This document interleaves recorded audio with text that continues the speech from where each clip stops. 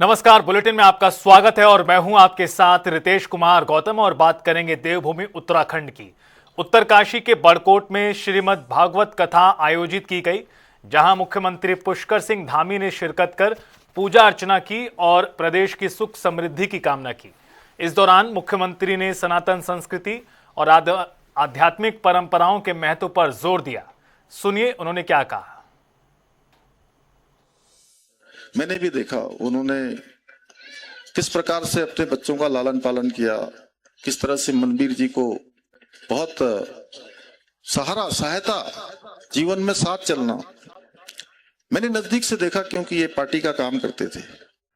लेकिन इनकी मुझे एक चीज बहुत अच्छी लगी, वो अविस्मरणीय है कि वो बीमार भी थी और संघर्ष कर रही थी, लेकिन उसी दौरान केदारनाथ विधानसभा का चुनाव भी चल रहा था।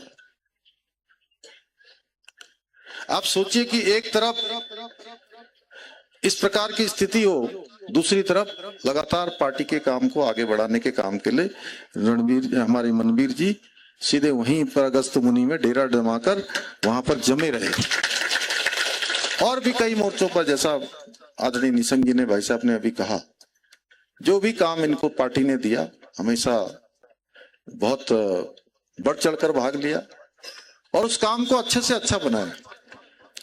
यानी कि अपनी परेशानी कितनी भी हो, कितना भी कष्ट हो, लेकिन पार्टी के लिए, समाज के लिए, लोगों के लिए मैंने देखा है मनबीर हमेशा बढ़ चढ़ के भाग लेता है। अभी भी प्रधान जी के बारे में कह रहे थे कि प्रधान जी को जो है, प्रधान जी ने एक कोई बात करी है, प्रधान जी आप मुझे दे देंगे, यहाँ कोई कुछ बनाना होगा तो उसको बाद में बना देंगे, है ना।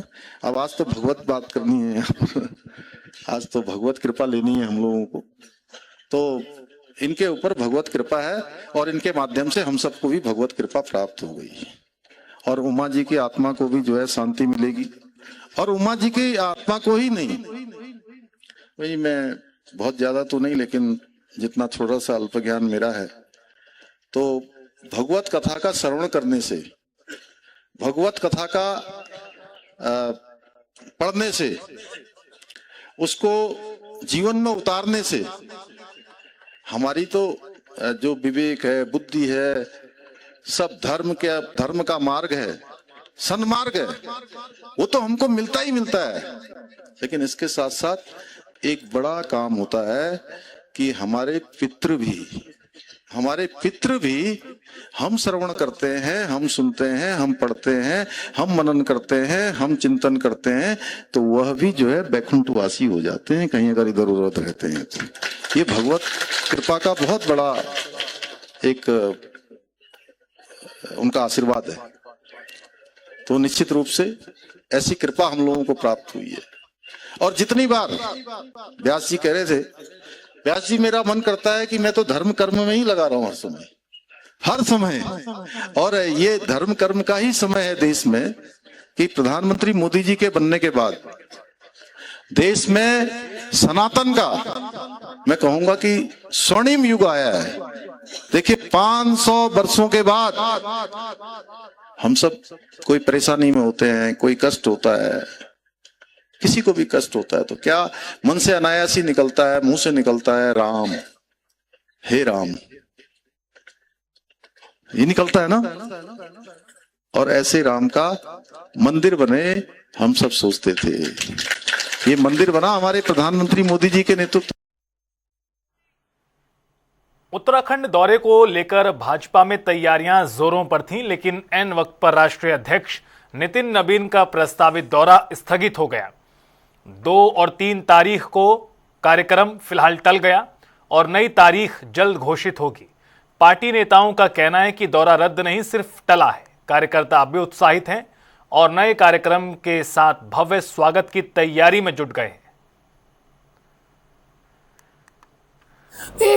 अभी पोस्टपोन हुआ है, बंगाल चुनाव के बाद, रिजल्ट के बाद तुरंत उनका कार्यक्रम की तिथि आएगी, जो हम आप सबसे शेयर करेंगे। देहरादून में मुख्यमंत्री पुष्कर सिंह धामी ने सीएम घोषणाओं की समीक्षा बैठक में अधिकारियों को कड़े निर्देश दिए। उन्होंने योजनाओं को समयबद्ध तरीके से पूरा करने के लिए PERT चार्ट बनाने और विभागों के बीच बेहतर समन्वय पर जोर दिया। साथ ही बिजली, पेयजल, सड़क, वनाग्नि और मानव वन्यजीव संघर्ष जैसी समस्याओं के त्वरित समाधान के निर्देश दिए। सीएम ने स्वास्थ्य सेवाओं में सुधार को प्राथमिकता देने की बात कही। मुख्यमंत्री ने हर ब्लॉक में बालिकाओं के लिए छात्रावास बनाने, धार्मिक स्थलों को सर्किट के रूप में विकसित करने और युवाओं के लिए पौड़ी में मल्टीपर्पज हॉल बनाने के भी निर्देश दिए।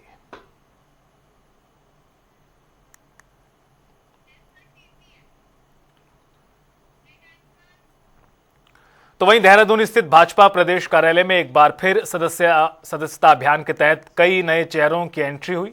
कांग्रेस की पूर्व नेत्री मीना शर्मा और लक्ष्मी राणा समेत कई नेताओं ने भाजपा का दामन थामा। तो वहीं घनसाली से निर्दलीय चुनाव लड़ चुके दर्शन पाल भारती भी पार्टी में शामिल हो गए। प्रदेश अध्यक्ष महेंद्र भट्ट ने दावा किया कि ये जुड़ाव पीएम मोदी और सीएम धामी के कार्यों से प्रभावित होकर है। उन्होंने नारी शक्ति वंदन अधिनियम को बड़ा कारण बताते हुए कांग्रेस पर निशाना साधा और कहा कि आने वाले समय में पार्टी में और बड़े नेता शामिल होंगे। से प्रभावित होकर जिस तरह से देश को आगे ले जाने का काम कर रहे हैं और उत्तराखंड के यशस्वी हमारे मुख्यमंत्री पुष्कर सिंह धामी जी, जिनकी कार्य और नीति से प्रभावित होकर, और हमारे प्रदेश अध्यक्ष अजय भट्ट जी का मैं धन्यवाद करती हूँ, वो महेंद्र भट्ट जी का, हमारे विधायक शिव अरोरा जी का धन्यवाद करती हूँ। और जिस तरह से भारतीय जनता पार्टी नारी शक्ति वंदन अधिनियम लाने का काम कर रही है और कांग्रेस पार्टी ने उसका विरोध किया है। एक तरफ तो कांग्रेस पार्टी नारी न्याय और लड़की हूँ लड़ सकती हूँ जैसे कार्यक्रम करके संदेश देना चाहती है कि हम महिलाओं के हित बात होती है। इस बीच में कांग्रेस की 2 महिला नेत्रियों को आपने शामिल कराया। देखिए, मैं पहले दिन इस बात को कह रहा हूँ, पूरे प्रदेश के अंदर पुष्कर धामी जी के कार्यों से प्रभावित होकर और देश के यशस्वी प्रधानमंत्री जी के कार्यों से राज्य के विकास को ध्यान में रखते हुए बड़ी संख्या में जनप्रतिनिधि भारतीय जनता पार्टी से जुड़ रहे हैं। कांग्रेस के पास महिला नेत्री के नाम पर गिनती की बहनें थी। उन गिनती की बहनों में से आज 2 बहनें जो कांग्रेस में बहुत बड़ा अपना स्थान रखती थी, मीना शर्मा जी और हमारी लक्ष्मी राणा जी, दोनों ने आज भारतीय जनता पार्टी कांग्रेस के लिए अपना 30 वर्ष जीवन दिया है और कांग्रेस को मजबूत किया है क्षेत्र में। और जब परिवार, इसीलिए लोग जोड़ते हैं कि परिवार में जब मुसीबत आए तो लोग उसके काम आए, लेकिन जब विपदा आई तो कांग्रेसियों ने सपोर्ट करने के लिए, बड़े नेताओं ने सपोर्ट करने के बजाय उस पे उल्टे आप ही के चैनलों पे बोला गया कि वॉशिंग मशीन में चली गई, जबकि मैं अपनी लड़ाई लड़ रही थी। और उसके बाद भी जब मैं किसी पार्टी में नहीं गई, किसी में नहीं गई, और आप अपने परिवार को, इसलिए हम परिवार के साथ जुड़ते हैं कि परिवार सपोर्ट करे, और जब वो परिवार सपोर्ट ना करे तो आदमी खिन्न होकर ऐसे परिवार में रहना तो बेकार है। जिस परिवार में आपको सपोर्ट नहीं, अगर मेरे माँ बाप है, मेरे भाई बहन है और मेरे पर विपत्ति आती है और वो परिवार साथ ना दे, तो ऐसे परिवार में हम उस परिवार में रह के करेंगे क्या। जब मैं आज ये सब निपटा मामला तो मैंने भारतीय जनता पार्टी को समर्थन। उधर रुड़की में किसान नेता राकेश टिकैत और खानपुर के विधायक उमेश कुमार की मुलाकात ने उत्तराखंड की राजनीति में हलचल तेज कर दी। इस दौरान दोनों नेताओं के बीच प्रदेश के हालात, किसानों की समस्या और चुनावों को लेकर चर्चा हुई। टिकैत ने उमेश कुमार की सराहना करते हुए गन्ना भुगतान का मुद्दा उठाया और उन्हें राजनीति में आगे बढ़ने की सलाह दी। वहीं उमेश कुमार ने इस मुलाकात को पारिवारिक बताते हुए कहा कि उन्हें टिकैत से समय समय पर मार्गदर्शन मिलता है। अगले महीने में तो उसकी तैयारी देखने के लिए आए, तो यहाँ पे तो उमेश भाई से भी मिले, क्योंकि बहुत दिन बाद में मुलाकात हुई जब एक वो विवाद सा होगा था आपस में। फिर एक देहरादून में एक हत्या हुई एक लड़के की, तो उसके बारे में चर्चा करी यहाँ पे। तो ये है कि उत्तराखंड के बारे में चर्चा करी, यहाँ के किसानों के बारे में चर्चा करी, और ये संघर्षशील आदमी है, यही सही जानकारी उत्तराखंड की दे सकते हैं कि उत्तराखंड की सरकार क्या कर रही। आप विधानसभा में भाई ठीक मुद्दे अपना उठाते रहे, तो यही बातचीत हुई। क्योंकि सर 2027 के इलेक्शन भाई अच्छा, हम तो सबसे मिलेंगे, इनसे मिलना कोई अपराध थोड़ा है। ऐसे विचारधारा के लोग ही हाउस में जाएं जो किसी पार्टी का किसी का दबाव में ना आए। तो यही लोग आजकल चाहिए जिन्हें लोग बागी कहें, बागी ही देश को बचा सकता है। मेरा उनका रिश्ता कोई आज का रिश्ता नहीं है, ना ये राजनीतिक रिश्ता है। मेरा उनके साथ लगभग 2014-15 से रिश्ता है और हमेशा समय पर गाए बगाए जब भी मुझे कोई ज़रूरत पड़ी उनके दिशा निर्देश की या किसी उनसे सलाह की, तो उन्होंने हमेशा मुझे एक बच्चे की तरह, बेटे की तरह सलाह दी। और अभी भी जो है वो आज यहाँ मिलने के लिए आए हैं, निकल रहे थे यहाँ से, तो उनका फ़ोन आया कि भाई उमेश कहाँ हो, तो मैंने बताया, तो बोले ठीक है बैठेंगे। बैठे मुद्दों पे भी उनसे सलाह ली गई, उनसे पूछा गया कि क्या मार्गदर्शन है, कैसे करना है। तो आने वाले भविष्य की बात है, उनका तो आशीर्वाद मुझे हमेशा है। और बुलेटिन में वक्त हो चला एक छोटे से ब्रेक का, फौरन हाजिर होंगे।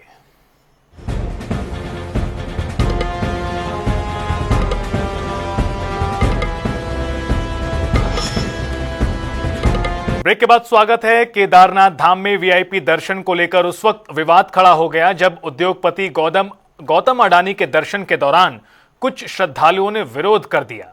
श्रद्धालुओं का कहना था कि धाम में सभी को समान रूप से दर्शन का अवसर मिलना चाहिए। मामला बढ़ने पर बद्रीनाथ केदारनाथ मंदिर समिति ने सफाई देते हुए कहा किसी भी तरह की वीआईपी व्यवस्था नहीं है और अडानी ने भी सामान्य श्रद्धालुओं की तरह ही करीब 5 मिनट में दर्शन किए।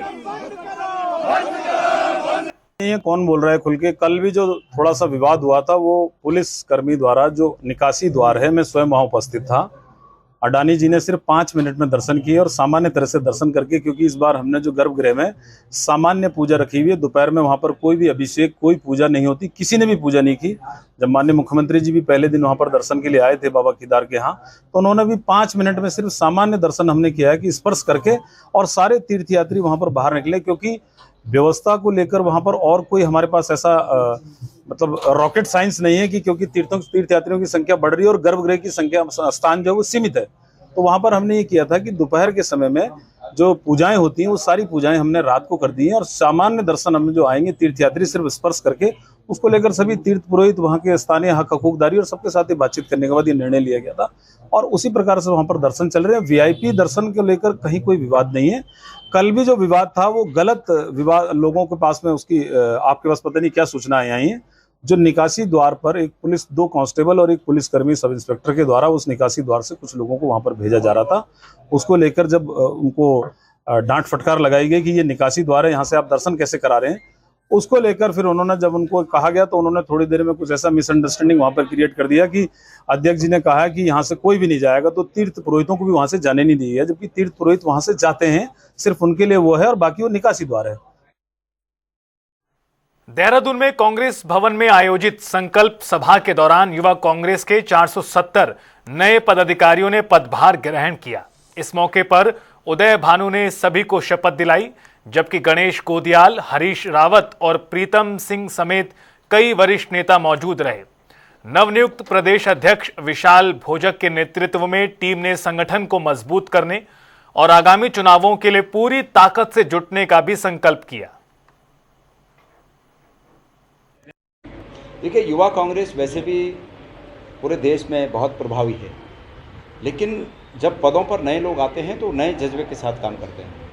बहुत दिनों तक एक पद पर रहने के साथ कुछ सुस्तियां आ जाती हैं, लेकिन जब नई टीम आती है, नए लोग आते हैं तो नए ताकत के साथ काम करते हैं। तो यही उम्मीद इनसे और मेरा पूरा विश्वास है कि ये लोग उन अपेक्षाओं पर खरा उतरेंगे।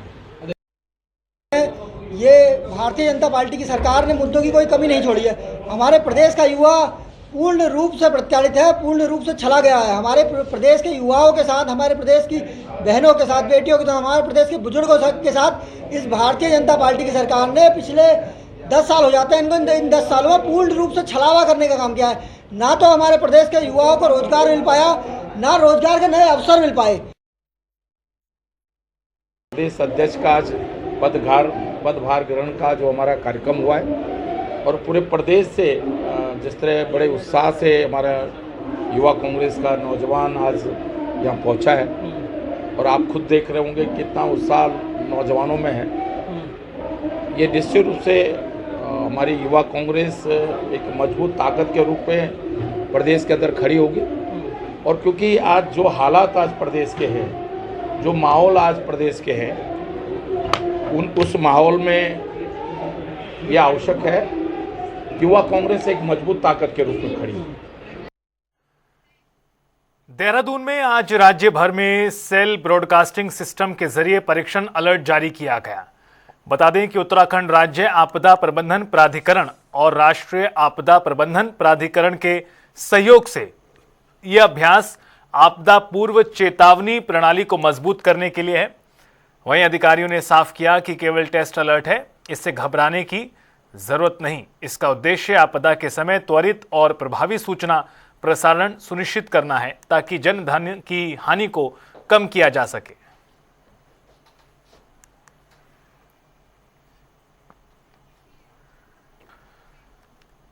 हरिद्वार के बुग्गावाला में बंजारेवाला गांव में उस वक्त मातम पसर गया जब 12 साल के मासूम राम रहीम को मगरमच्छ ने अपना शिकार बना लिया।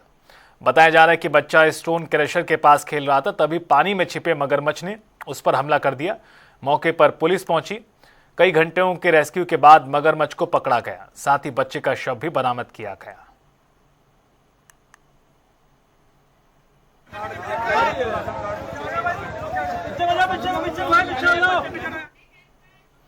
हरिद्वार के सर्वानंद घाट पर उस समय हंगामा हो गया जब एक महिला अपने पालतू कुत्ते को गंगा में नहलाने लगी। घाट पर मौजूद लोगों ने इसका विरोध किया तो महिला उनसे बहस करने लगी। स्थिति तनावपूर्ण हो गई। स्थिति बिगड़ती देख परिजनों ने महिला को समझाया और वो कुत्ते को लेकर वहां से चली गई। घटना का वीडियो वायरल हुआ है।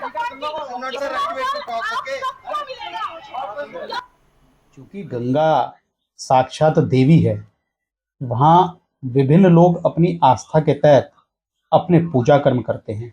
विभिन्न सनातन धर्मियों के पूजा कर्म में गंगा जल का प्रयोग किया जाता है। इस प्रकार से कुत्ते को नहलाना, कुत्ते के को लेकर इस प्रकार की जबरदस्ती वहाँ लोगों के टोकने के बाद उनसे झगड़ा करना, ये इतनी बड़ी अनभिज्ञता है कि वो सनातन धर्म में होकर भी केवल और जीव के प्रति प्रेम की तो बात करते हैं, लेकिन उन सनातन धर्म की शास्त्रीय विषयों को नहीं जानते। ये बेवकूफ़ी है, ये जबरन, जिसे कहते हैं कि भावनात्मक होकर आस्था के प्रति गलत प्रकार की जानकारी होना, ऐसे ही लोग करते हैं जिसे अधूरा ज्ञान कहते हैं। उस कारण इस प्रकार के कृत्य लोग करते हैं। चारधाम यात्रा और गर्मियों की छुट्टियों के चलते देहरादून, ऋषिकेश और मसूरी में पर्यटकों की भारी भीड़ उमड़ रही है, जिससे ट्रैफिक व्यवस्था को लेकर प्रशासन अलर्ट हो चुका है।